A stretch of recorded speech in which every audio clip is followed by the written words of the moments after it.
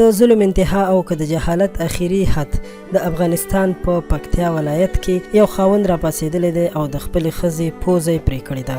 دغسې حالات ولې رامنځته شول او د خپلې ښځې پوزه یې ولې پرې کړه؟ ویډیو تر اخره وګورئ چې له ټولو معلوماتو نه خبر شئ. سلام او مینه مې قبوله کړئ دوستانو، په دې هیله چې ټول به روغ جوړ یئ. قدرمنو دوستانو، د کورني تاو تریخوالي او د ښځې او د خاوند ترمنځ د لانجو په اړه به مو ډېر اورېدلي وي، خو داسې د ظلم او د وحشت پیښې به مو ډېرې کمې اورېدلي وي.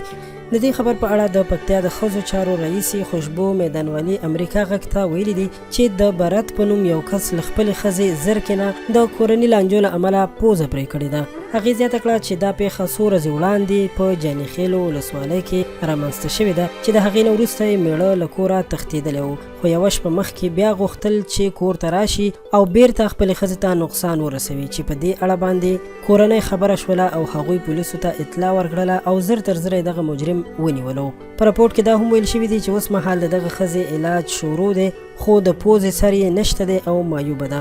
د پکتیا ولایت د ښځو چارو رئیسه خوشبو میدانوالي وایي چې هغه ډیره هڅه کوي او کوشش کوي چې د دې میرمنې علاج لپاره لاره برابره کړي. امریکا غږ په خپل راپورټ کې ویلي دي چې ډیر کوشش مو وکړو چې د دغه سړي له کورنۍ سره رابطه وکړو او د هغوی نظر هم واخلو، خو د هغوی له اړخه مو کوم مثبت جواب ترلاسه نه کړو. قدرمنو دوستانو، له دې نه وړاندې هم ډیرې داسې پیښې مخې ته راغلي دي چې په ښځو باندې داسې بېلابېل قسمه ظلمونه شوي دي چې د بیانولو نه دي.